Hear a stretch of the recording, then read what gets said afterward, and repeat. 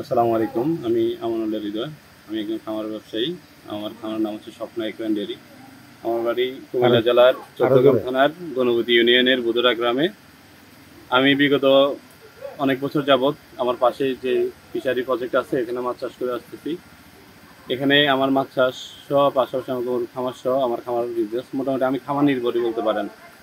আর এখানে আমি গত মাসখানেক আগে জনতা ব্যাংক থেকে আমার খামারের নামে লোন নিয়ে এখানে মাছ চাষ করি। আমার গতকালকে রাত্রে কে বা কারা আমার এখানে এসে আমার প্রজেক্টে বিষ প্রয়োগ করছে।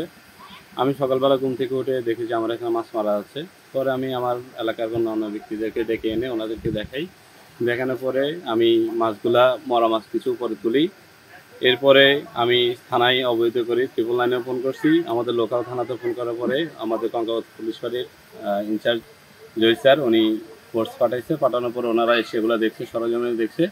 দেখার পরে সবাইয়ের উপস্থিতিতে আমি কিছু মাছ উপরে তুলছি, বাকি মাছগুলো এখনও পুকুরে মরা মাছ আছে। আমার এখানে প্রায় সব কিছু মিলে মানে কমপক্ষে হলো 2 থেকে 3 লাখ টাকার মতো আমার ক্ষতি সাধন হয়েছে। আমি দেশবাসী সহ প্রশাসনের কাছে বিচার চাচ্ছি। আমার যে করছে আমি এটার একটা উপযুক্ত বিচার চাই।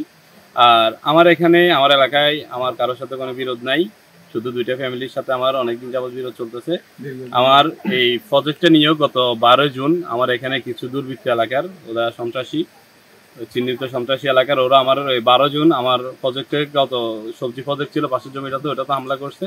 হামলা করার পরে আমি কোর্টে মামলাও করছি, থানায় জিডিও করছি। আমাদের একটা সোহাগ, যাকে গরুচর সোহাগ বলে সবাই চিনে, সোহাগ, কবির, ওর চাচাতো ভাই ইমরান, তারপর নুরুল আমিন, আক্তার সহ অনেকজন 12 জন আমার এখানে হামলা করছে। ওটা ভিডিও অনেকে দেখছেন।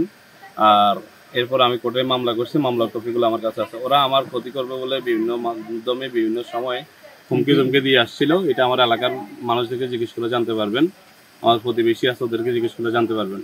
আমার এই ক্ষতিগুলার জন্য আমি দেশবাসীর কাছে এবং প্রশাসনের কাছে একটা উপযুক্ত বিচার চাচ্ছি।